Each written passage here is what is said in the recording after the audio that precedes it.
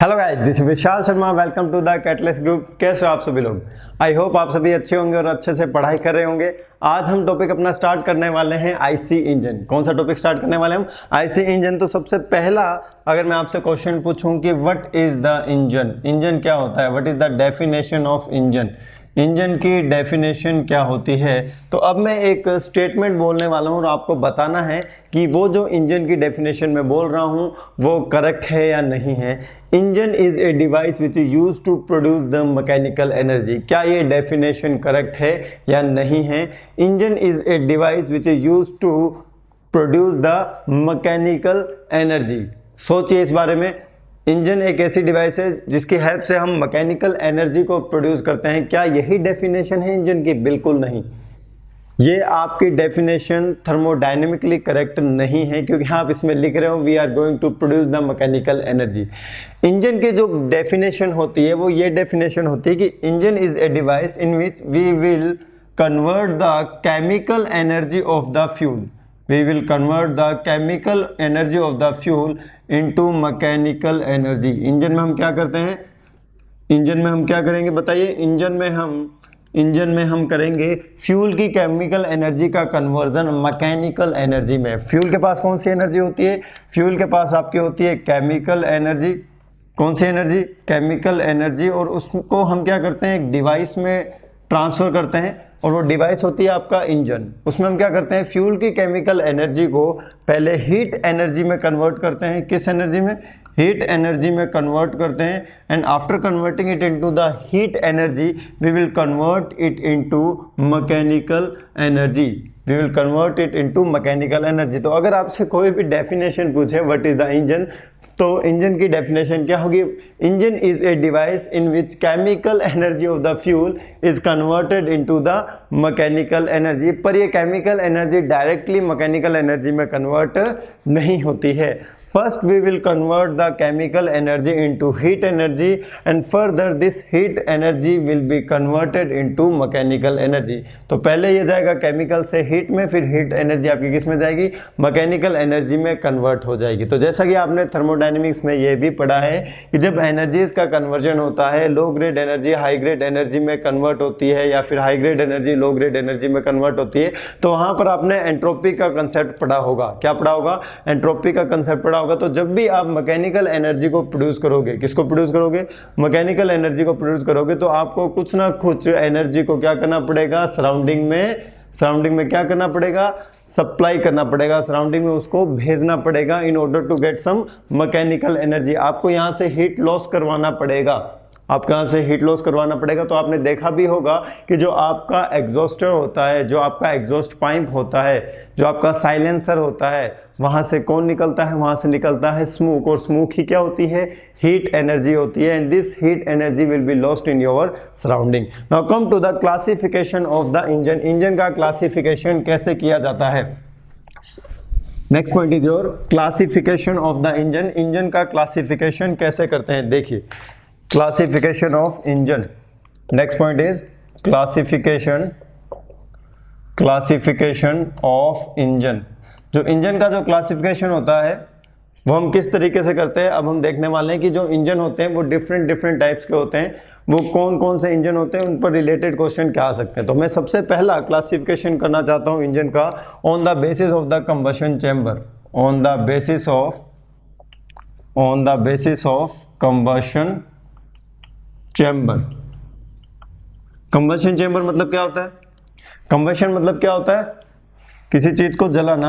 और चैम्बर मतलब एक प्लेस। ठीक है, तो हम इंजन में क्या करते हैं?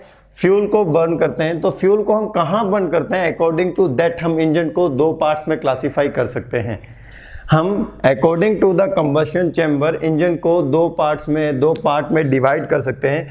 फर्स्ट टाइप होता है आपका external combustion engine. First type क्या होता है आपका? External combustion engine. तो नाम से पता चल रहा होगा कि इसमें जो कंबशन चैम्बर होगा या फिर इसमें जो कंबशन होगा फ्यूल का, वो कहाँ होगा? एक्सटर्नली होगा। कहाँ होगा? बाहर की ओर होगा। इसका एग्जाम्पल क्या है आपका? इसका एग्जाम्पल है आपका स्टीम इंजन। इसका एग्जाम्पल क्या है आपका? Steam engine. तो आपके जो एंशिएंट टाइम में जो ट्रेन्स यूज में ली जाती थी उसमें स्टीम इंजन यूज में लिया जाता था। ठीक है, गदर मूवी देखी होगी आपने।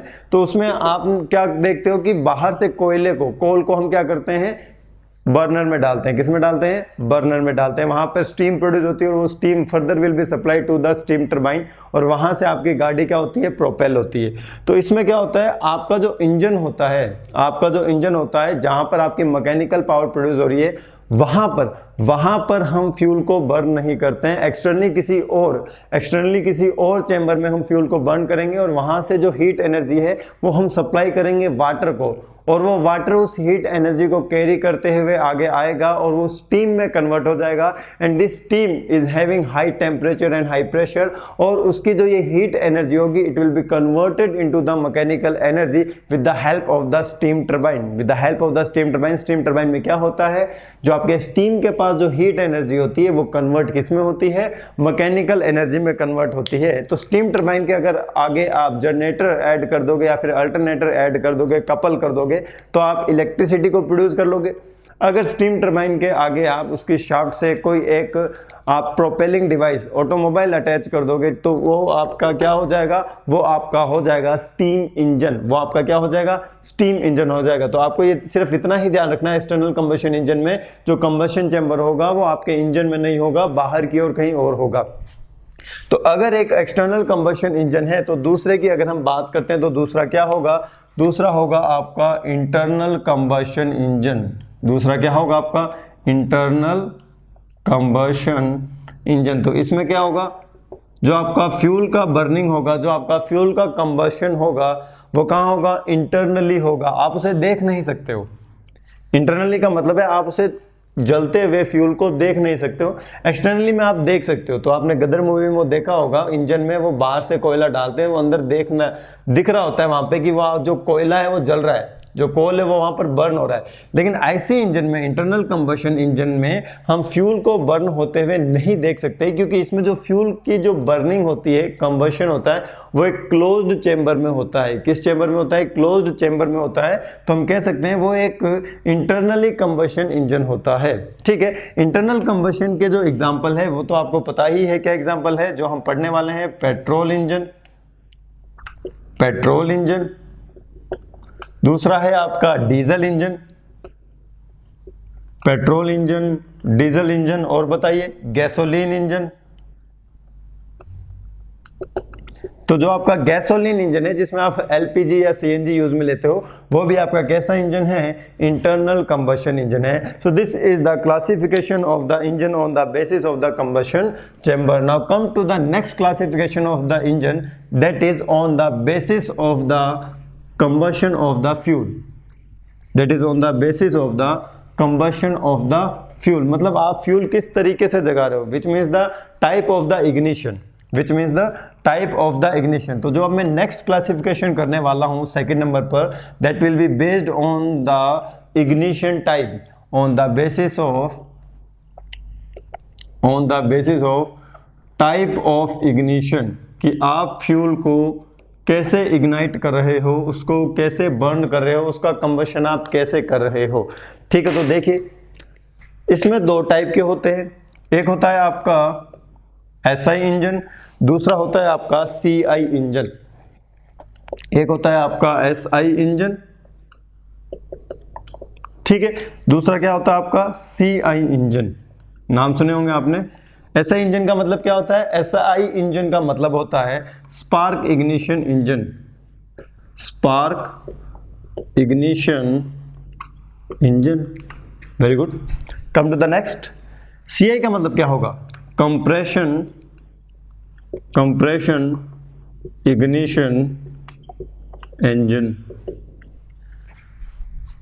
स्पार्क इग्निशन इंजन और कंप्रेशन इग्निशन इंजन। तो देखिए ऐसा इंजन जिसमें इग्निशन किसकी हेल्प से होता हो, with the help of the electric spark. With the help of the electric spark हम क्या करेंगे, फ्यूल को इग्नाइट करेंगे, फ्यूल को बर्न करेंगे और फ्यूल की केमिकल एनर्जी को हीट एनर्जी में कन्वर्ट करने की कोशिश करेंगे। ऐसा इंजन जिसमें इग्निशन किसकी हेल्प से होता हो, कंप्रेशन। कंप्रेशन का मतलब क्या है सर, कंप्रेशन का मतलब यह है कि हम इंजन में एयर को कंप्रेस करेंगे और एयर को कंप्रेस करने से उसका टेम्परेचर इंक्रीज हो जाएगा। एयर को कंप्रेस करने से उसका टेम्परेचर क्या हो जाएगा, इंक्रीज हो जाएगा। और जैसे ही एयर का टेम्परेचर आपके फ्यूल के सेल्फ इग्निशन टेम्परेचर से ज़्यादा होगा, हम फ्यूल को इंजन के अंदर सप्लाई कर देंगे। और जैसे ही फ्यूल उस हाई टेम्परेचर की एयर के कांटेक्ट में आएगा, आपका फ्यूल बर्न हो जाएगा, आपका फ्यूल क्या हो जाएगा, बर्न हो जाएगा। तो जहाँ पर with the help of the compression ignition करते हैं, उसे हम कहते हैं कंप्रेशन इग्निशन इंजन। कंप्रेशन का मतलब क्या होता है, कंप्रेशन इन द सेंस, इसमें क्या होगा, इस इंजन में आपके फ्यूल की बर्निंग आपके एयर के हाई टेम्परेचर के कारण होगी, एयर के हाई टेम्परेचर के कारण होगी। और एयर का हाई टेम्परेचर क्यों हुआ है, क्योंकि हमने एयर को क्या कर दिया है, कंप्रेस कर दिया है। किसी भी चीज को आप कंप्रेस करोगे ना, किसी भी चीज को आप कंप्रेस करोगे उसका टेम्परेचर इंक्रीज होगा, और किसी भी चीज का अगर एक्सपेंशन होगा तो उसका टेम्परेचर डिक्रीज होगा। तो यहीं पर आईसी इंजन में सिर्फ यही खेल है, कंप्रेशन एक्सपेंशन, कंप्रेशन और एक्सपेंशन। बस इसका अगर आपको समझ आ गया कि कंप्रेशन होने पर क्या होता है, प्रेशर टेम्परेचर इंक्रीज होते हैं, और एक्सपेंशन होने पर क्या होता है, आपके प्रेशर और टेम्परेचर डिक्रीज होते हैं, तो बस आपको आईसी इंजन पूरा का पूरा समझ में आ जाएगा। अगर हम बात करते हैं इन दोनों इंजन के एग्जाम्पल्स की, तो जो आपका स्पार्क इग्निशन इंजन होगा, that will be your petrol engine, that will be your petrol engine, बिल्कुल। जो आपका कंप्रेशन इग्निशन इंजन होगा, that will be your diesel engine, that will be your diesel engine. अब मैं आपसे क्वेश्चन पूछता हूं कि जो गैसोलीन इंजन होते हैं वो किस कैटेगरी में आएंगे, एसआई इंजन की कैटेगरी में आएंगे या फिर सीआई इंजन की कैटेगरी में आएंगे। जो गैसोलीन इंजन होते हैं जिनमें हम गैस यूज में लेते हैं, एलपीजी या सीएनजी, ठीक है, वो किस कैटेगरी में आएंगे, एसआई इंजन की कैटेगरी में आएंगे या सीआई इंजन की कैटेगरी में आएंगे। तो इसको आप भूलिएगा नहीं, आप सिर्फ दिमाग में यही रखिए कि जो हम गैस किट यूज में लेने वाले हैं इंजन के साथ, वो हम किस टाइप के इंजन के साथ हम लेते हैं, पेट्रोल इंजन के साथ। किस टाइप के साथ, पेट्रोल इंजन के साथ। तो वो कौन सा हो जाएगा, बिल्कुल जो आपका गैसोलीन इंजन होगा वो भी आपका स्पार्क इग्निशन इंजन होगा। क्यों, क्योंकि पेट्रोल इंजन वाली किट में ही हम गैस किट यूज में लेते हैं, gas kit in the sense उसमें हम गैस यूज में लेंगे, क्या यूज में लेंगे, गैस यूज में लेंगे। And with the help of the gas हम क्या करेंगे, गैस को बर्न करेंगे और गैस की केमिकल एनर्जी को हीट एनर्जी में कन्वर्ट करके मैकेनिकल एनर्जी में कन्वर्ट करेंगे। तो ये चीज आपको याद रखनी है, ठीक है। ऐसे इंजन के क्या क्या एग्जांपल्स हो जाएंगे, आपके पेट्रोल इंजन और गैसोलीन इंजन। और सीआई इंजन का क्या एग्जांपल हो जाएगा, आपका डीजल इंजन हो जाएगा। So this is the classification of the engine on the based of the type of the ignition. Now come to the next classification, that is on the basis of the fuel, on the basis of the fuel. ये तो आप खुद बता देंगे, on the basis of the fuel, petrol जिसमें use होता है petrol engine, diesel जिसमें यूज होता है डीजल इंजन, और जिसमें गैसोलीन यूज होती है उसे कहते हैं हम गैसोलीन इंजन कहते हैं। तो इसमें मैं आपको ज्यादा डिटेल में नहीं जाने वाला कि according to the type of fuel, according to the type of fuel क्या होगा, जैसा फ्यूल आप यूज में ले रहे हो, जैसा फ्यूल आप यूज में ले रहे हो उस इंजन का नाम वही हो जाएगा, पेट्रोल इंजन, डीजल इंजन, ठीक है। Now come to the next classification, that is based on the number of strokes, based on number of strokes, based on number of strokes, ठीक है। दो टाइप्स के इंजन होते हैं, 2 stroke engine, 2 stroke engine, second होता है आपका 4 stroke engine, 4 stroke engine. 6 stroke भी होता है लेकिन वो कमर्शियली यूज में नहीं लिया जाता है, 6 स्ट्रोक इंजन भी होता है लेकिन वो कमर्शियली यूज में नहीं लिया जाता है। आपके सिलेबस में सिर्फ ये दो ही है, 2 stroke engine and 4 stroke engine. 2 stroke और 4 स्ट्रोक, स्ट्रोक का मतलब क्या होता है, देखिए स्ट्रोक का मतलब होता है बीडीसी से टीडीसी जाना या फिर टीडीसी से बीडीसी आना। मतलब या तो आप ऊपर की तरफ अपर डायरेक्शन में चले जाओ या आप डाउनवर्ड डायरेक्शन में चले जाओ। तो ये जो हम मूवमेंट करते हैं उसे हम कहते हैं स्ट्रोक। तो 2 स्ट्रोक इंजन में क्या होगा, एक साइकिल, कितनी साइकिल, थर्मोडायनेमिक्स में पढ़ा होगा ना साइकिल, तो जो एक साइकिल होगी वो आपके इंजन के 2 स्ट्रोक्स में कंप्लीट हो जाएगी। आपका पिस्टन जब 2 स्ट्रोक कर देगा 1 2, तो 1 साइकिल कंप्लीट हो जाएगी। 4 स्ट्रोक में क्या होगा, जब आपके 4 स्ट्रोक कंप्लीट हो गए तब एक साइकिल कंप्लीट होगी। तो 1 2 3 4, तो जब 4 स्ट्रोक कंप्लीट हो जाएंगे तब थर्मोडायनेमिक्स की एक साइकिल कंप्लीट होगी। कितनी साइकिल कंप्लीट होगी, एक साइकिल कंप्लीट होगी। एक साइकिल का मतलब क्या है कि फ्यूल का इनटेक होना फ्यूल की बर्निंग होना, मैकेनिकल एनर्जी मिलना और क्या होना, स्मोक का एग्जॉस्ट होना। तो ये काम होते हैं एक साइकिल में कि हीट एडिशन भी होगा, हीट रिजेक्शन भी होगा, वर्क इनपुट भी होगा और वर्क आउटपुट भी होगा। तो इस पूरी एक साइकिल में कितने स्ट्रोक होंगे, 2 स्ट्रोक इंजन में 2 स्ट्रोक होंगे, 1 2। 4 स्ट्रोक में कितने स्ट्रोक होंगे, 4। ऊपर से होगा इसमें 1 2 3 4। ठीक है, तो ये क्या होता है, स्ट्रोक। पिस्टन का ऊपर और नीचे जो ये मूवमेंट होता है इसे हम क्या कहते हैं, स्ट्रोक कहते हैं। So this is the classification based on the number of stroke. Now come to the next classification, that is based on the number of the cylinders. Based on the number of the cylinder, तो single cylinder engine, multi cylinder engine, clear है। Single cylinder engine जिसमें एक ही cylinder हो और multi cylinder engine जिसमें number of cylinders will be more than 1। ठीक है, तो आपका जो 2 सिलेंडर इंजन होगा वो भी मल्टी सिलेंडर इंजन की कैटेगरी में आ जाएगा। जो आपका 2 सिलेंडर इंजन होगा वो भी आपका किस कैटेगरी में आ जाएगा, मल्टी सिलेंडर इंजन की कैटेगरी में आ जाएगा। So this is the classification of the engine. ठीक है, बहुत सिंपल है क्लासिफिकेशन, इसमें आपको ज्यादा डीप में नहीं जाना है, इसमें आपको सिर्फ याद रखने वाले पॉइंट्स मैं आपको बता देता हूं। याद आपको क्या रखना है, that is the external combustion engine का क्या एग्जाम्पल है, सिर्फ एक ही एग्जाम्पल है स्टीम इंजन, उसको याद कर लीजिएगा, बाकी मत याद कीजिएगा। फिर आपको क्या याद रखना है, इंटरनल कंबशन इंजन का क्या एग्जांपल है, तो जो आप बाइक्स में यूज में लेते हो, जो आप कार्स में यूज में लेते हो, भाई इंटरनल कंबशन इंजन ही तो है। कभी जलते हुए देखा क्या पेट्रोल को बाहर से, बिल्कुल नहीं। जो आपका जो कंबशन चेंबर है वो एक क्लोज्ड चेंबर है जिसके अंदर आपका फ्यूल का इग्निशन होता है। उसके बाद आपको याद रखना है कि जो पेट्रोल इंजन और जो डीजल इंजन है, ठीक है, जो पेट्रोल इंजन है और जो डीजल इंजन है, इनका इग्निशन सिस्टम कैसा होता है। पेट्रोल इंजन का होता है स्पार्क इग्निशन सिस्टम और जो आपका डीजल इंजन होता है उसका होता है कंप्रेशन इग्निशन सिस्टम। ठीक है, जो गैसोलीन इंजन होता है वो भी आपका स्पार्क इग्निशन इंजन के अंदर आता है। ठीक है, स्पार्क इग्निशन के अंदर आता है, बिल्कुल सही है। ठीक है, अब मैं आने वाला हूं इंजन ज्योमेट्री पर। किस पर, इंजन ज्योमेट्री पर। तो वहां से आपको पता चलेगा कि इंजन की जो ज्योमेट्री होती है उसमें क्या क्या डिफरेंट पॉइंट्स होते हैं, इंजन के क्या क्या डिफरेंट पार्ट होते हैं, कैसे रेसिप्रोकेशन रोटेरी मोशन में कन्वर्ट होता है। अभी मैं इंजन की वर्किंग नहीं समझा रहा हूं, मैं इंजन की वर्किंग समझाऊंगा, पेट्रोल इंजन की वर्किंग अलग से समझाऊंगा, डीजल इंजन की वर्किंग अलग से समझाऊंगा। पेट्रोल इंजन में जो साइकिल यूज में आती है that is the auto cycle, उसकी एफिशिएंसी का डेरिवेशन अलग करवाऊंगा, और जो डीजल साइकिल यूज में आती है उसका हम डेरिवेशन अलग करेंगे जब हम डीजल इंजन पढ़ेंगे। अभी मैं सिर्फ आपको बताने वाला हूं सिर्फ इंजन ज्योमेट्री। क्या बताने वाला हूं, इंजन ज्योमेट्री। अभी मैं वर्किंग स्टार्ट नहीं करने वाला हूं, ना ही अभी मैं आपको पार्ट्स बताने वाला हूं कि इंजन में कौन कौन से पार्ट्स होते हैं। अभी सिर्फ आप इंजन ज्योमेट्री देखिए कि इंजन की ज्योमेट्री कैसे होती है, इंजन की ज्योमेट्री कैसी होती है। देखिए, अब मैं इंजन बनाने वाला हूं सिंगल सिलेंडर इंजन। कैसे बनाने वाला हूं, सिंगल सिलेंडर इंजन। सो देखिए क्या क्या होता है इसमें। दिस इज योर सिलेंडर, ये आपका सिलेंडर होता है। ठीक है, यहां पर होता है आपके 2 पॉइंट्स, ठीक है, और इसमें होता है आपके पिस्टन। ये आपका पिस्टन है, दिस इज योर पिस्टन, ये आपका पिस्टन है। देखिए, और पिस्टन पे मैंने ग्रूव्स बनाए हैं। देखिए, बनाए हैं कि नहीं, बिल्कुल। पिस्टन में मैंने क्या बनाए हैं, ग्रूव्स बना दिए हैं। ठीक है, दीज आर द ग्रूव्स। यहां पर होती है आपकी गजन पिन। कौन सी पिन होती है, गजन पिन। ठीक है, देखिए ये होता है आपका कनेक्टिंग रोड,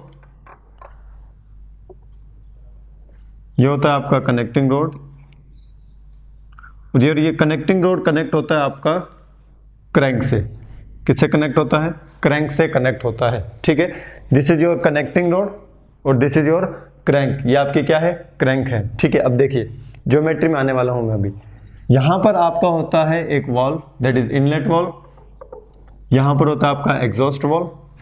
ठीक है, यहां पर होता है या तो होगा आपका स्पार्क प्लग, अगर आपका पेट्रोल इंजन है तो स्पार्क प्लग होगा, अदरवाइज यहां पर होगा आपके फ्यूल इंजेक्टर। क्या होगा, आपके फ्यूल इंजेक्टर। और फ्यूल इंजेक्टर कहाँ होता है, फ्यूल इंजेक्टर होता है डीजल इंजन में। याद हो जाएगा, आप टेंशन मत लीजिए। अभी आप थोड़ा सा फ्री माइंड होकर पढ़ने की कोशिश कीजिए। अभी मत ये सोचिए कि हमें क्या क्या याद रखना है, क्या क्या याद नहीं रखना है। ठीक है, तो अभी फ्री माइंड रहिए। यहां पर होती है आपके पिस्टन रिंग। तो अब जो मैं डार्क ब्लैक कर रहा हूं ये है पिस्टन रिंग।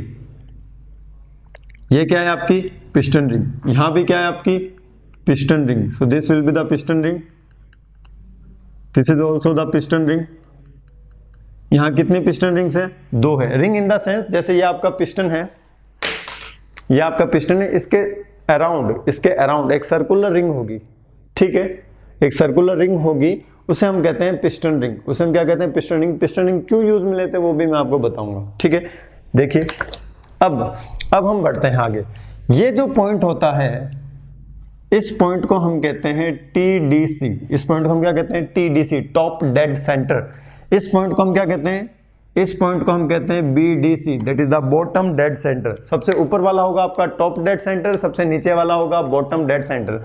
देखिए ये जो पिस्टन का ऊपर वाला फेस है, ये जो पिस्टन का ऊपर वाला फेस है, इस TDC से ऊपर नहीं जाएगा, और ये पिस्टन का ये जो ऊपर वाला फेस है इस BDC से नीचे नहीं जाएगा। तो मतलब पिस्टन्स की जो सिलेंडर में एक्सट्रीम पोजीशन होती है, पिस्टन की सिलेंडर में जो एक्सट्रीम पोजीशन होती है उसे हम डिफाइन करते हैं as top dead centre and as a bottom dead centre. तो पिस्टन जो स्ट्रोक करेगा तो वो कहाँ करेगा? TDC और BDC के बीच में। पिस्टन जो स्ट्रोक करेगा वो कहाँ करेगा? TDC और BDC के बीच में।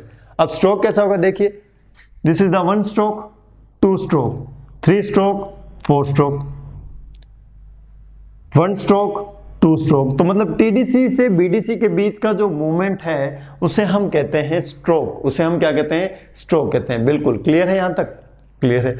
ये जो आपका सिलेंडर है, ये होलो सिलेंडर है। कौन सा सिलेंडर है? होलो सिलेंडर है। तो होलो सिलेंडर का आप वॉल्यूम कैलकुलेट कर सकते हो, π/4d² into h, π/4d² into h। वहां पर d क्या होता है? d होता है आपका diameter of the bore. d क्या होता है? Diameter of the bore. d is the bore diameter. देखिए यहां टर्म्स लिख देता हूं मैं सारी। जो आपके फर्स्ट टर्म है that is your TDC। TDC क्या है आपका? Top dead centre. BDC क्या है आपका? BDC आपका बॉटम डेड सेंटर। अब यहां पे मैंने एक टर्म डिफाइन की है D is the bore diameter. D is the bore diameter. Clear है? हाँ बिल्कुल सही है सर। अब देखिए आपका जो पिस्टन होता है जब वो TDC से BDC मूव करता है तो जितनी डिस्टेंस वो कवर करता है उसे हम कहते हैं लेंथ ऑफ स्ट्रोक। उसे हम क्या कहते हैं? Length of stroke. So what is LS? LS is the length of stroke. LS is the length of the stroke. आपका जो पिस्टन होता है ये TDC से ऊपर नहीं जा सकता, मतलब हमने पिस्टन के TDC से ऊपर वाले मूवमेंट को क्या कर दिया है? रजिस्ट कर दिया है। मतलब इसका जो एक्सट्रीम पोजीशन होगा उसे हम कह रहे हैं TDC। TDC के ऊपर कुछ एक स्पेस होगा, उस स्पेस को हम कहते हैं क्लियरेंस। उस स्पेस को हम क्या कहते हैं? Clearance. So this is the clearance, this is the clearance. और ये जो क्लियरेंस की जो लेंथ होती है, इस क्लियरेंस की जो लेंथ होती है उसे मैं डिफाइन करता हूं LC से। उसे मैं किसे डिफाइन करता हूं? LC से। What is the LC? LC is the clearance length. LC is the clearance length. Okay, now come to the next point that इन दोनों का जो समेशन होगा, इन दोनों का जो समेशन होगा उसको मैं डिफाइन कर रहा हूं LT से। And what is LT? LT is the total length. LT is the total length which is the summation of LS plus LC। LT is the total length which is the summation of the LS and LC। तो यहां तक आपको length समझ आ चुकी होगी। यहां तक आपको क्या समझ आ चुकी है? लेंथ समझ में आ चुकी है कि स्ट्रोक वाली लेंथ को हम डिफाइन कर रहे हैं LS से, that is the stroke length. और आपका जो TDC होता है इसके ऊपर एक स्पेस होता है जिसे हम कहते हैं क्लियरेंस, और उस क्लियरेंस की लेंथ को हम कहते हैं LC, that is the clearance length. And the summation of the clearance length and the stroke length is the total length. It is the total length. यहां तक कोई दिक्कत? बिल्कुल नहीं सर, कोई प्रॉब्लम वाली बात नहीं है, ठीक है। अब मैं आपको नेक्स्ट पॉइंट्स बताने वाला हूं, और वो नेक्स्ट पॉइंट क्या है देखिए, वो नेक्स्ट पॉइंट क्या है देखिए। अब मैं आपको डिफाइन करने वाला हूं स्ट्रोक लेंथ।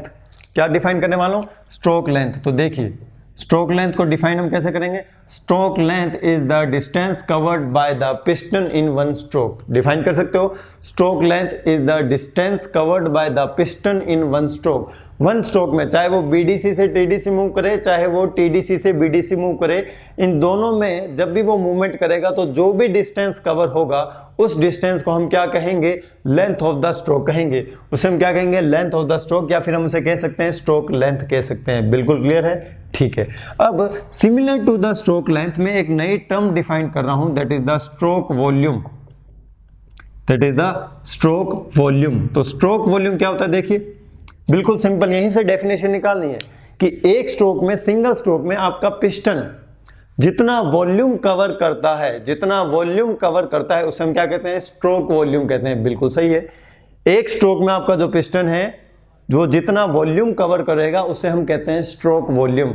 लेकिन इस स्ट्रोक वॉल्यूम से रिलेटेड क्वेश्चन कैसे आएगा, वो स्ट्रोक वॉल्यूम लिखा हुआ नहीं आएगा, वो लिखा हुआ आएगा स्वेप्ट वॉल्यूम। क्या लिखा आएगा, स्वेप्ट वॉल्यूम। तो आज से हम स्ट्रोक वॉल्यूम ना बोल के स्ट्रोक वॉल्यूम भूल जाना है कि स्ट्रोक वॉल्यूम भी कुछ होता है। आपको क्या याद रखना है, स्वेप्ट वॉल्यूम। स्वेप्ट वॉल्यूम ही स्ट्रोक वॉल्यूम है, लेकिन ये आपको बात अपने मन में रखनी है। स्वेप्ट वॉल्यूम क्या होता है कि जब आपका पिस्टन वन स्ट्रोक कवर करता है, बीडीसी से टीडीसी जाता है या फिर टीडीसी से बीडीसी आता है, तो इस कंडीशन में वो जितना वॉल्यूम कवर करता है उसे हम क्या कहते हैं, स्ट्रोक वॉल्यूम। उसे हम क्या कहते हैं, स्ट्रोक वॉल्यूम कहते हैं। और ये स्ट्रोक वॉल्यूम ही क्या होता है, आपका स्वेप्ट वॉल्यूम होता है। ये स्ट्रोक वॉल्यूम ही क्या होता है, आपका स्वेप्ट वॉल्यूम होता है। आपको स्ट्रोक वॉल्यूम से चीजें याद नहीं रखनी है। तो अगर मैं पूछता हूं आपसे, what is the value of the swept volume, what is the value of the swept volume, this will be equals to pi by 4 d square into stroke length, pi by 4 d square into stroke length, क्योंकि stroke length में ही तो volume cover हो रहा है। यहां से यहां तक का वॉल्यूम क्या होगा, इसका cross sectional area, that is the pi by 4 d square into its length, into its length। ठीक है, आपको ये जो नजर आ रहा है cross section of your IC engine, ये आपको रेक्टेंगुलर नजर आएगा बिल्कुल, लेकिन ऐसा है नहीं। ये है कैसा, देखिए आपको मैं समझाने की कोशिश करता हूँ। This is your hollow cylinder और इसके अंदर आपका पिस्टन स्ट्रोक कर रहा है, आपका टीडीसी से बीडीसी में मूवमेंट कर रहा है। ठीक है, तो ये चीज होती है, ये सिलेंड्रिकल क्रॉस सेक्शन के होते हैं। कैसे होते हैं, सिलेंड्रिकल क्रॉस सेक्शन के होते हैं। तो अगर इनका क्रॉस सेक्शन सिलेंड्रिकल होता है तो इनका एरिया क्या होगा, अगर इनका क्रॉस सेक्शन सिलेंड्रिकल है तो इनका एरिया क्या होगा, that will B pi by 4 D square. और अगर किसी भी सिलेंड्रिकल क्रॉस सेक्शन का अगर हमें वॉल्यूम कैलकुलेट करना हो तो that will be equals to area into distance, area into length, that will be equals to pi by 4 D square into L S, that is the swept volume. अब मन में एक सवाल आना चाहिए कि ये जो स्वेप्ट वॉल्यूम है सर, इसकी यूनिट क्या होती है। तो यूनिट का हमें पता होना चाहिए कि ये जो स्वेप्ट वॉल्यूम है इसकी यूनिट क्या होगी। इस स्वेप्ट वॉल्यूम की यूनिट होती है आपकी सीसी। क्या यूनिट होती है, सीसी। आपने सुना होगा बाइक्स में लिखा आता है generally 150 CC engine, 160 CC engine, 180 CC engine, 135 CC engine, 100 CC engine and आपका बुलेट 350 सीसी इंजन। इस सीसी का मतलब क्या होता है, सीसी का मतलब होता है स्वेप्ट वॉल्यूम। जैसे लिखा है 150 सीसी तो उसका मतलब क्या होगा, जो स्वेप्ट वॉल्यूम होगा इट विल बी 150 सीसी। याद रखना है आपको कि जो लिखा होता है ना वही क्या होता है, आपका स्वेप्ट वॉल्यूम होता है। और स्वेप्ट वॉल्यूम क्या होता है, it is the volume covered by the piston in one stroke. आपका वन स्ट्रोक में कितना वॉल्यूम कवर्ड होता है उसे हम कहते हैं स्वेप्ट वॉल्यूम। अब इस सीसी का मतलब होता है, सीसी का मतलब होता है cubic centimetre, which means centimetre cube, which means centimetre cube. तो सीसी का मतलब क्या होता है, सेंटीमीटर क्यूब या फिर क्यूबिक सेंटीमीटर। और ये क्या होता है सीसी आपका, ये होता है आपका स्वेप्ट वॉल्यूम। क्या होता है ये आपका स्वेप्ट वॉल्यूम होता है। Now come to the next type of volume, that is your clearance volume. That is your clearance volume. की क्लियरेंस वॉल्यूम क्या होता है, ठीक है, क्लियरेंस वॉल्यूम क्या होता है। देखिए come to the next volume, that is your clearance volume. What do you mean by the clearance volume. ये बहुत इजी है, जो क्लियरेंस हमने प्रोवाइड कर रखा है वो कितना वॉल्यूम ऑक्यूपाई करता है उसे हम क्या कहते हैं, क्लियरेंस वॉल्यूम कहते हैं। बिल्कुल simple. So this will be equals to VC clearance volume and this will be equals to pi by 4, इसकी वैल्यू क्या होगी, D square into L C, D square into L C. So this is the volume of the clearance provide above the TDC. TDC के ऊपर जो हम clearance provide करते हैं उसका जो वॉल्यूम होता है उसे हम कहते हैं क्लियरेंस वॉल्यूम। क्या कहते हैं उसे हम? Clearance volume. ये क्लियरेंस हम क्यों प्रोवाइड करते हैं? इस क्लियरेंस को प्रोवाइड करने के 3 रीजंस होते हैं। कितने रीजंस होते हैं? 3। There are the 3 reasons only to provide the clearance above the TDC. हम क्यों नहीं चाहते कि हमारा पिस्टन यहां तक पहुंचे? क्यों नहीं चाहते? तो पहला कारण मैं आपको बताता हूं। पहला रीजन है आपका स्पार्क प्लग। ठीक है, स्पार्क प्लग। आपने ये जो स्पार्क प्लग या फिर फ्यूल इंजेक्टर प्रोवाइड किया है, फ्यूल इंजेक्टर छोड़ो, आपने जो स्पार्क प्लग प्रोवाइड किया है, ठीक है, अभी एक बार भूल जाओ फ्यूल इंजेक्टर, दोनों को एक साथ देखोगे फिर कहोगे दोनों कैसे एक ही इंजन में यूज में लिए जा रहे हैं। एक एट ए टाइम 1 ही यूज होता है। तो अगर आपका ये स्पार्क प्लग है तो स्पार्क प्लग के लिए हम क्या करेंगे? क्लियरेंस प्रोवाइड करेंगे सो दैट आपका पिस्टन स्पार्क प्लग से स्ट्राइक ना करे। आपका पिस्टन स्पार्क प्लग से स्ट्राइक ना करे, तो इसलिए हम क्लियरेंस प्रोवाइड करते हैं। दूसरा रीजन क्या है? Opening and closing of valves. Opening and closing of valves. तो आपके जो वॉल्स होते हैं वो ओपन क्लोज भी तो होंगे, तो ओपन क्लोज होने के लिए उनको भी स्पेस चाहिए। तो उस स्पेस के लिए हम क्या करेंगे? क्लियरेंस प्रोवाइड करेंगे। उस स्पेस के लिए हम क्या प्रोवाइड करेंगे? क्लियरेंस प्रोवाइड करेंगे। थर्ड रीजन मैं अभी नहीं बता रहा, थर्ड रीजन मैं थोड़ी देर बाद बताऊंगा। ठीक है, तो क्लियरेंस वॉल्यूम की वैल्यू क्या होती है? VC = π/4 d² into LC। What is LC? LC is the clearance length. LC is the clearance length. अब देखिए बहुत ईजी है सब्जेक्ट, ये हवा बना रखा है बस। देखिए अब आपको पता चल गया है स्वेप्ट वॉल्यूम क्या होता है, क्लियरेंस वॉल्यूम क्या होता है। अब मैं आपसे एक चीज पूछता हूं, what is the total volume? Total volume क्या होगा? What is the total volume? That is the VT। That is the VT and total volume is the summation of, total volume किसका समेशन होगा बताइए? Swept volume plus clearance volume. Swept volume plus clearance volume. Swept volume plus clearance volume. बिल्कुल zero level से बढ़ा रहा हूं मैं, एक भी क्वेश्चन नहीं छोड़ना चाहिए आपका। सबसे इजी सब्जेक्ट है, सबसे ज्यादा स्कोरिंग सब्जेक्ट है ये। अगर इससे क्वेश्चन आता है ना, फ्री का क्वेश्चन होता है। ठीक है, तो टोटल वॉल्यूम क्या होगा? Swept volume plus clearance volume. Swept volume plus clearance volume. यहां तक किसी को कोई प्रॉब्लम? बिल्कुल सर, कोई प्रॉब्लम वाली बात नहीं है। ये तो सिर्फ मैथमेटिकल एनालिसिस है, ये तो अगर आप नहीं बताते तो भी हम एनालाइज करके निकाल देते, लेकिन बताना मेरा ड्यूटी है कि कहीं आप गलती ना कर दो। अब गलती कहां करोगे वहां हम आते हैं। अब मैं आपको रेशियोज डिफाइन करने वाला हूं, और जो सबसे पहला रेशियो होता है उसे हम कहते हैं क्लियरेंस रेशियो। ध्यान से सुनना, जो सबसे पहला रेशियो होता है उसे हम कहते हैं क्लियरेंस रेशियो। क्या कहते हैं? Clearance ratio. इसको डिनोट करते हैं हम C से। किससे डिनोट करते हैं? C से। अब नाम में क्लियरेंस आ रहा है तो इसमें क्लियरेंस वॉल्यूम जरूर होगा, बिल्कुल। जो C की वैल्यू होगी, जो C की वैल्यू होगी, it will be equals to clearance volume divide by swept volume, divide by swept volume. अब मुझे एक बात बताइए, मैकेनिकल इंजीनियर्स, जो आपकी C की वैल्यू होगी it will be more than 1 और लेस देन 1। ध्यान से इस क्वेश्चन का आंसर देना है। जो आपकी C की वैल्यू होगी it will be more than 1 और लेस देन 1। क्या होगा? C का जो वैल्यू होगा it will be always less than 1। ये एक ही ऐसा रेशियो है आपके IC इंजन में, थर्मोडायनेमिक्स में, जिसकी वैल्यू लेस देन 1 होती है। बाकी जितने भी रेशियो आप पढ़ोगे ना, उन सभी की वैल्यू मोर देन 1 होगी। ठीक है, तो ये जो C होगा it will be always less than 1 because the clearance volume is less than the swept volume. आपका क्लियरेंस वॉल्यूम स्वेप्ट वॉल्यूम से कम होता है, इसलिए इस रेशियो की वैल्यू 1 से कम होगी। ये चीज आपको याद रखनी है, ये चीज आपको याद रखनी है कि क्लियरेंस रेशियो की वैल्यू होती है हमेशा 1 से कम। केवल एक ही ऐसा रेशियो है आपके IC इंजन में जिसकी वैल्यू 1 से कम है। बाकी सभी रेशियो की वैल्यू हमेशा 1 से ज़्यादा होती है। देख लेना आप, चाहे compression ratio, pressure ratio, temperature ratio, expansion ratio, heat addition ratio, heat rejection ratio, जितने भी रेशियो हैं उन सब की वैल्यू 1 से ज़्यादा होगी, लेकिन आपके क्लियरेंस रेशियो की वैल्यू हमेशा 1 से कम होगी। And it is the ratio of the clearance volume to the swept volume. घुसा लेना दिमाग में ये बात, स्क्रीनशॉट लेके रख लो चाहे इसका, ठीक है। Now come to the next ratio, that is the compression ratio, that is the compression ratio, that is the, बोलेंगे मेरे साथ, कंप्रेशन रेशियो, ठीक है। देखिए अब मैं आपको सेकंड रेशियो डिफाइन करने वाला हूं, कंप्रेशन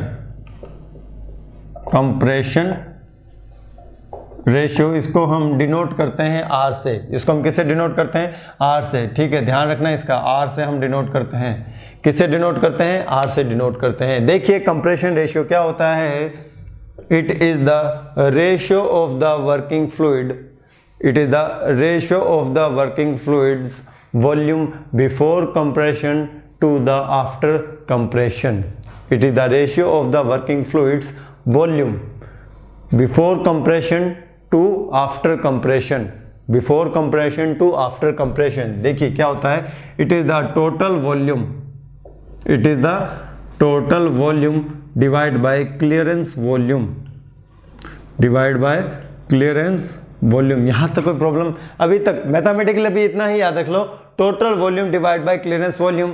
इसकी जो थर्मोडायनेमिक्स डेफिनेशन है, that is it is the ratio of the working fluids volume before the compression to the after the compression. आपके वर्किंग फ्लूइड का जो वॉल्यूम है उसका रेशियो निकालना है हमें इसमें, before compression and after compression, compression होने से पहले और कंप्रेशन होने के बाद जो वॉल्यूम होता है आपके वर्किंग फ्लूइड का सिलेंडर के अंदर, उसका रेशियो होता है आपका कंप्रेशन रेशियो। लेकिन अभी के लिए थोड़ा सा पेशेंस रख लो, बस अभी के लिए सिर्फ आप इतना याद रख लो, it is the ratio of the total volume of the cylinder to the clearance volume of the cylinder, total volume of the cylinder to the clearance volume of the cylinder. इस रेशियो की value बताइए 1 से ज्यादा होगी या 1 से कम, इस ratio की वैल्यू 1 से ज्यादा होगी या 1 से कम होगी। So the compression ratio will be always greater than 1, compression ratio will be always greater than 1। ऐसे क्वेश्चन पूछे जा सकते हैं, बस ये छूटने नहीं चाहिए, मेरे बात समझ रहे हो ना आप। इजी क्वेश्चन है, बहुत लो लेवल के क्वेश्चन है। कई बार क्या होता है, हम बहुत अच्छी प्रिपरेशन करके जाते हैं, हाई लेवल के एग्जाम बहुत ज्यादा इजी आ जाता है, और मैं बताने वाला हूँ एग्जाम इजी ही आएगा, और इजी के चक्कर में हम ये छोटी छोटी चीजें याद नहीं रखते हैं, हम इनको वैल्यू नहीं देते हैं, सबको वैल्यू देना है हमें। तो कंप्रेशन रेशियो का जो वैल्यू होता है, it will be always greater than 1, because total volume तो ज्यादा होगा और क्लियरेंस वॉल्यूम क्या होगा, कम होगा। टोटल वॉल्यूम ज्यादा होगा और क्लियरेंस वॉल्यूम क्या होगा, कम होगा, ठीक है। अब मैं आ रहा हूं relation between the compression ratio and clearance ratio, very important, very important, the relation between compression ratio and clearance ratio, the relation between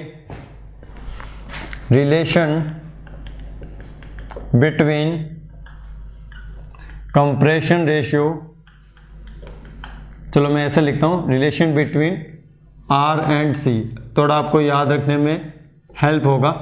आप यहां से कोशिश करेंगे आर को याद रखने की, आर क्या होता है, सी क्या होता है। आर क्या होता है आपका, बताइए, आर होता है आपका कंप्रेशन रेशियो, सी क्या होता है आपका क्लियरेंस रेशियो, ठीक है। देखिए कंप्रेशन रेशियो क्या होता है, it is the total volume divide by clearance volume, it is the total volume divide by clearance volume. अभी तो पढ़ा था, R is the total volume divide by clearance volume, और टोटल वॉल्यूम क्या होता है, it is the summation of, बोलेंगे मेरे साथ, clearance volume and swept volume. It is the summation of, it is the summation of VC plus VS and this will be VS. It is the summation of VT is the summation of VC plus VS, और ये आपका क्या है, VC है, ये आपका क्या है, VC है। सॉल्व करें इसे, VC divide by VC plus VS divide by VC, so 1 plus VS divide by VC, 1 plus VS divide by VC। अब मुझे यहाँ से जल्दी से खुद निकाल के बता दीजिए कि रेशियो में क्या रिलेशन है, R equals to 1 plus 1 by C, R equals to 1 plus 1 by C. ये रेशियो आपका बहुत ज़्यादा काम आने वाला है, न्यूमेरिकल में, थ्योरेटिकल में, सभी में ये चीज़ आपके बहुत ज़्यादा काम आने वाली है। अब यहाँ से कॉमन सेंस वाला क्वेश्चन निकलता है, 1 में कुछ ऐड हो रहा है, 1 में कुछ ऐड हो रहा है, तो R की value automatically will be more than 1, R की वैल्यू हमेशा 1 से क्या होगी, ज़्यादा ही होगी। ये तो मैंने आपको पहले ही बता दिया है, आर की वैल्यू 1 से ज़्यादा होगी, सी की वैल्यू 1 से कम होगी। सिर्फ एक ही ऐसा रेशियो है आपके आईसी इंजन में, that is the clearance ratio whose value will be less than 1 and it may be asked in terms of the statements also. Statement लिखा हो सकता है 1 2 3 4 और फिर A B C D option होंगे, which of the following statements are correct, which of the following statements are incorrect. तो उसमें लिखा हो सकता है कि the clearance ratio will be always greater than 1, तो वो हो जाएगा incorrect statement. The clearance ratio will be always less than 1, तो वो हो जाएगा करेक्ट स्टेटमेंट। ठीक है, कंप्रेशन रेशियो की बात करें तो लिखा हो सकता है 1 2 3 4 किसी भी स्टेटमेंट में the value of the compression ratio will be less than 1, तो हो जाएगा इनकरेक्ट स्टेटमेंट। और आर की वैल्यू हमेशा 1 से ज़्यादा होती है, that will be the correct statement. तो ये रिलेशन आपको याद रखना है, 5 स्टार लगा दीजिएगा यहाँ पर। अगर आपको सी की वैल्यू गिवन हो तो आप आर की वैल्यू को फाइंड आउट कर सकते हो, और ये आर की वैल्यू आपके काम आने वाली है एफिशिएंसी को फाइंड आउट करने में। इसीलिए मैं कह रहा हूं कि हो सकता है आर की वैल्यू आपको डायरेक्टली क्वेश्चन में गिवन ही ना हो और सी की वैल्यू गिवन हो, तो सी की वैल्यू से आर की वैल्यू हम कैसे फाइंड आउट करेंगे, that can be done with the help of the relation between the C and the R. And R will be equals to 1 + 1 by C. बोलेंगे मेरे साथ, R equals to 1 + 1 by C. तो यहां तक आपको चीजें clear हो चुकी होगी। अब देखिए, अब मैं आपको वर्किंग का थोड़ा सा आइडिया देने वाला हूं। यहां तक आपकी इंजन की ज्योमेट्री कंप्लीट होती है। अब मैं आपको थोड़ा सा वर्किंग का आइडिया देने वाला हूं, लेकिन अभी भी यहां पर मैं ये चीज नहीं बताने वाला हूं कि पेट्रोल इंजन है या फिर डीजल इंजन है। ठीक है, मैं ये यहाँ पर नहीं जिक्र कर रहा कि किस टाइप का इंजन है, अभी मैं सिर्फ थोड़ा सा वर्किंग बता रहा हूँ। देखिए, पिस्टन आपके सिलेंडर में क्या करता है, रेसिप्रोकेट करता है। क्या करता है, रेसिप्रोकेट। अब देखिए, जब आपका पिस्टन टीडीसी से बीडीसी की ओर मूव करेगा या फिर बीडीसी से टीडीसी की ओर मूव करेगा, तो उस कंडीशन में क्या होगा, with the help of the connecting road, ये कनेक्टिंग रोड आपकी ऐसे नीचे जाएगी और ऐसे ऊपर आएगी, ऐसे नीचे जाएगी और ऐसे ऊपर आएगी। ठीक है, समझ रहे ना, this is the connecting road और ये आपका गजन पिन है। ये वाला आपका क्या है, गजन पिन। आपका कनेक्टिंग रोड ऐसे जाएगा, ऐसे आएगा। तो अब आपको इसकी वर्किंग समझ आ गई होगी। ठीक है, अब मैं पार्ट्स के नाम लिख रहा हूं। देखिए, ये जो पार्ट है इसे मैं कहता हूं इनलेट वॉल्व। क्या कहता हूं मैं इसे, इनलेट वॉल्व। सभी पार्ट्स पर आएंगे हम एक एक करके। इसको हम कहते हैं एग्जॉस्ट वॉल्व, एग्जॉस्ट वॉल्व। ठीक है, इसे हम क्या कहते हैं, पिस्टन। इसे हम क्या कहते हैं, सिलेंडर। ठीक है, ये जो डार्क ब्लैक कलर का है इसे हम कहते हैं पिस्टन रिंग। क्या कहते हैं, पिस्टन रिंग। ये पार्ट को हम कहते हैं गजन पिन। इस पार्ट को हम कहते हैं कनेक्टिंग रोड। ठीक है, ये वाला है जो ये बड़ा एंड है, इस बड़े एंड को हम क्या कहते हैं, it is the bigger end of the connecting road. और इस बिगर एंड